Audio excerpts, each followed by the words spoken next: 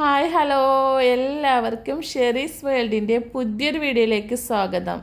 ഇന്ന് ഞാനൊരു അടിപൊളി കഞ്ഞിയായിട്ടാണ് വന്നുള്ളത് കേട്ടോ. അപ്പോൾ അതേ നമ്മൾ ജീരാകഞ്ഞി ഉണ്ടാക്കാൻ വേണ്ടിയിട്ട് ബിരിയാണി അരി എടുത്തുവച്ചില്ല കേട്ടോ. അപ്പോൾ റോസ് ബ്രാൻഡിൻ്റെ കൈമ റൈസാണ് എടുത്തുവച്ചുള്ളത്. അപ്പോൾ ചെറിയ അരി വെച്ചിട്ടാണ് നമുക്ക് ജീരാകഞ്ഞി ബിരിയാണി അരി കൊണ്ട് ഉണ്ടാക്കാൻ പറ്റുള്ളൂ. പിന്നെ നമുക്ക് ഉണക്കല്ലരിയായിട്ടും പച്ചരിയായിട്ടും ഒക്കെ ഉണ്ടാക്കാം കേട്ടോ. ഞാൻ ഇപ്പോൾ ബിരിയാണി അരിയായിട്ടാണ് ഉണ്ടാക്കുന്നത്. അപ്പോൾ ബാക്കി കാര്യങ്ങൾ എന്തൊക്കെയാണ് നമുക്ക് നോക്കാം അല്ലേ. പിന്നെ അതേ ഞാൻ നമ്മളെ പച്ച മല്ലിയില്ലേ അത് എടുത്ത് വെച്ചിട്ടുണ്ട്. അപ്പോൾ അതൊന്ന് പൊടിച്ചെടുക്കണം കേട്ടോ മിക്സിയിൽ ചാലിട്ടിട്ട്. ഒരുപാട് പൊടിയൊന്നും വേണ്ട. പിന്നെ നമ്മൾ വറുത്ത മല്ലിപ്പൊടിയൊന്നും ഇടാൻ പറ്റില്ല, അല്ലെങ്കിൽ പച്ച മല്ലിപ്പൊടി ഉണ്ടാവില്ല വറക്കാത്തത്, അതാണ് ചതിട്ട് കൊടുത്താലും മതിട്ടാ. അപ്പോൾ ഞാൻ ഇവിടെ മല്ലിയുള്ള കാരണം ഇത് പൊടിച്ചിട്ട് കൊടുക്കാൻ വിചാരിച്ചു. അപ്പോൾ ഒരു പ്രത്യേക ടേസ്റ്റ് ഉണ്ടാവും ഇങ്ങനെ ആക്കുമ്പോൾ. അതുകൊണ്ട് മല്ലി എടുത്ത് വെച്ചിട്ടുണ്ട്. അപ്പോൾ ഞാനത് പൊടിച്ചെടുക്കട്ടെ കേട്ടോ. അപ്പോൾ ഇതേ ഒരു രൂപത്തിൽ നമുക്ക് പൊടിഞ്ഞ് കിട്ടണുള്ളൂ കേട്ടോ. ഒരുപാട് പൊടിഞ്ഞ് കിട്ടണമൊന്നുമില്ല. പിന്നെ നമ്മൾ വറുത്തിട്ടൊന്നുമില്ലല്ലോ, അതുകൊണ്ട് ഇത് ഒരു ലെവലിൽ കിട്ടുള്ളൂ കേട്ടോ. കഴുകി വൃത്തിയാക്കി എടുത്തിട്ടുണ്ട് കേട്ടോ. അപ്പോൾ ഞാനത് കുക്കറിലേക്ക് ഇട്ട് കൊടുക്കാൻ പോവുകയാണ്.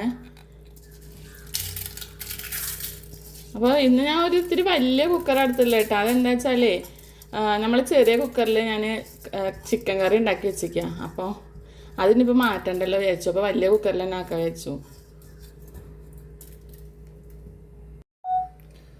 അപ്പോൾ അത് ഇനി നമുക്ക് ആവശ്യത്തിന് വെള്ളം ഒഴിച്ചു കൊടുക്കാം കേട്ടോ. അപ്പോൾ ഈ അരി വേവാനുള്ള വെള്ളം വേണ്ട നമുക്ക്. ബിരിയാണി അരി ആയാലും പെട്ടെന്ന് വേവ് കിട്ടാ. ഇനി നമുക്ക് നമ്മളെ മല്ലി പൊടിച്ചത് ഇട്ട് കൊടുക്കാം കേട്ടോ. ഇനി ഇത് ഇത്തിരി മഞ്ഞൾപ്പൊടി കൂടി ഇട്ട് കൊടുക്കുന്നുണ്ട് കേട്ടോ. ഇനി നമുക്ക് കുക്കർ അടച്ച് വെച്ചിട്ട് ഒരു ഫിസിൽ അടുപ്പിച്ചെടുക്കാം കേട്ടോ. അതിനുള്ള വേവെല്ലാം ഉള്ളൂ നമ്മളെ ബിരിയാണിക്ക് അരിക്കുക. അപ്പം നോക്കിയിട്ട് അതിനനുസരിച്ച് ചെയ്താൽ മതി.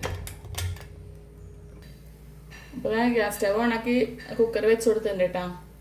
അപ്പോൾ നമ്മളെ കഞ്ഞിയിൽ ഞാൻ ഇത്തിരി ഉലുവ ഇട്ട് കൊടുക്കാൻ മറന്നിരുന്നു കേട്ടോ. അപ്പോൾ പെട്ടെന്ന് ഓർമ്മ വന്നത്. അപ്പോൾ ഞാൻ കുറച്ച് ഉലുവ ഇട്ട് കൊടുക്കുന്നുണ്ട് കേട്ടോ. ഒരുപാട് വേണ്ട, നിങ്ങൾക്ക് എത്ര താല്പര്യം അതിനനുസരിച്ച് ഇട്ട് കൊടുത്താൽ മതി കേട്ടോ. ഇനി ഇത് നമുക്ക് ഒരു അരപ്പ് തയ്യാറാക്കണം കേട്ടോ അതിലേക്ക്. അതിന് വേണ്ടി ഞാൻ കുറച്ച് നാളികേരം ചില വെച്ചിട്ടുണ്ട്. പിന്നെ ഇതാ കുറച്ച് ചെറുള്ളി തൊലി കളഞ്ഞ് വെച്ചിട്ടുണ്ട്. പിന്നെ കുറച്ച് നല്ല ജീരകം എടുത്ത് വെച്ചിട്ടുണ്ട് കേട്ടോ. അപ്പോൾ നാളികേരം നിങ്ങൾക്ക് എത്ര വേണ്ടിച്ച് അതിനനുസരിച്ചിട്ട് ഇട്ട് കൊടുക്കാം കേട്ടോ. ഞാൻ കുറച്ച് നാളികേരം ഇട്ട് കൊടുത്തിട്ടുള്ളൂ. അപ്പോൾ നോക്കിയിട്ട് ചെയ്താൽ മതി കേട്ടോ. അപ്പോൾ നമുക്ക് മല്ലി പൊടിച്ച് ജാറിൽ തന്നെ ഇതൊക്കെ കൂടി ഇട്ട് കൊടുക്കാം കേട്ടോ, അരച്ചെടുക്കാൻ വേണ്ടിയിട്ട്. പിന്നെ ഞാൻ എപ്പോഴും പറയുന്ന പോലെ എല്ലാവർക്കും എൻ്റെ വീഡിയോസൊക്കെ ഇഷ്ടമാകുക വെച്ചാൽ ലൈക്ക് ചെയ്യുക, ഷെയർ ചെയ്യുക, സബ്സ്ക്രൈബ് ചെയ്യുക, കൂടെ ബെല്ലൈക്കൺ കൂടി ഒന്ന് അമർത്തട്ടാ.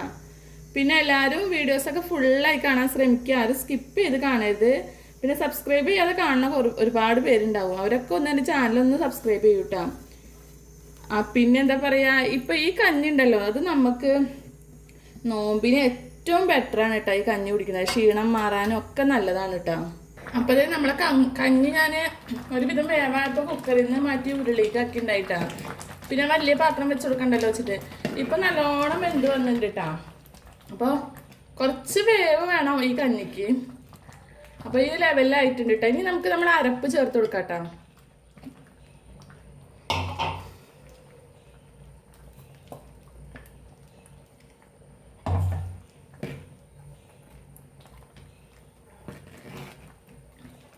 അപ്പോൾ നമ്മൾ അരപ്പ് ഒന്ന് വെള്ളം ഒഴിക്കാണ്ട് ജാറിൽ, അപ്പോൾ ഒഴിച്ചിട്ട് കുറച്ചുകൂടി ഒഴിച്ചു കൊടുക്കണേ.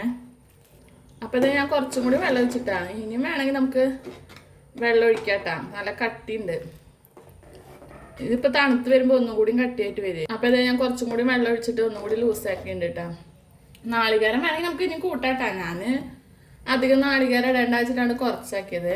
അപ്പോൾ നല്ല അടിപൊളി കഞ്ഞിയായിട്ടുണ്ട്. നല്ല കുറുക്കുണ്ട് ഒക്കെ ഉണ്ട്. അപ്പോൾ നമ്മളെ നോമ്പ് ഞാൻ നേരത്തെ പറഞ്ഞ പോലെ നോമ്പിൻ്റെ ക്ഷീണം മാറ്റാനൊക്കെ ഏറ്റവും നല്ലൊരു കഞ്ഞിയാണ് കേട്ടോ. നോമ്പ് തുറന്നതിന് ശേഷം അല്ലെങ്കിൽ അത്താഴത്തിനൊക്കെ നമുക്ക് കുടിക്കാൻ പറ്റും കേട്ടോ. പിന്നെ നമുക്ക് ഇതിലേക്ക് കുറച്ച് ഉള്ളി വറുത്തിടണം കേട്ടോ. അപ്പോൾ അതും കൂടി ചെയ്യാം. അപ്പോൾ ഇനി നമുക്ക് ഇതിലേക്ക് കുറച്ച് ഉള്ളി വറുത്തിട്ട് കൊടുക്കണം കേട്ടോ. അപ്പോൾ ഞാൻ അതിന് വേണ്ടി കുറച്ച് ഉള്ളി കട്ട് ചെയ്ത് വെച്ചിട്ടുണ്ട്. ഇപ്പോൾ കുറച്ച് വെളിച്ചെണ്ണ വെച്ച് കൊടുക്കണം കേട്ടോ. നെയ്യിൽ വറുത്തിടണമെങ്കിൽ നെയ്യിലും വറുത്തിടാട്ടാ. നമ്മളിപ്പോൾ വെളിച്ചെണ്ണയിലാണ് ആക്കണത്. അപ്പം അതൊന്ന് മൊരിഞ്ഞ് വരട്ടെട്ടാ, വേറെ വെയിറ്റ് ചെയ്യാം. അപ്പോൾ നമ്മൾ ഉള്ളിയൊക്കെ വറുത്ത് സെറ്റായിട്ടാ. അപ്പം നമുക്ക് ഇനി അത് നമ്മളെ കഞ്ഞിയിലേക്ക് ഒഴിച്ചു കൊടുക്കാം കേട്ടോ. ഇനി ഇത് നമുക്ക് ഇതിലേക്ക് കുറച്ച് മല്ലിയില ഇട്ട് കൊടുക്കണം കേട്ടോ. അതും കൂടി ഇട്ട് കൊടുക്കുന്നുണ്ട്.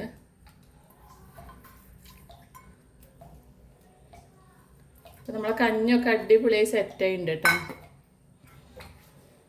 അപ്പോൾ നമ്മളെ കഞ്ഞിയൊക്കെ അടിപൊളിയായി ഉണ്ടല്ലോ. അപ്പോൾ ഇനി നമുക്ക് ഉപ്പ് ഞാൻ ഒരുമിച്ചിട്ട് കൊടുത്തില്ല കേട്ടോ. അത് നമുക്ക് എത്രത്തോളം കഞ്ഞി യൂസ് ചെയ്യണമെന്ന് വെച്ചാൽ അതിനനുസരിച്ചിട്ട് കുറേശ്ശെ എടുത്തിട്ട് ഉപ്പ് ഇട്ട് കൊടുത്താൽ പറ്റാം.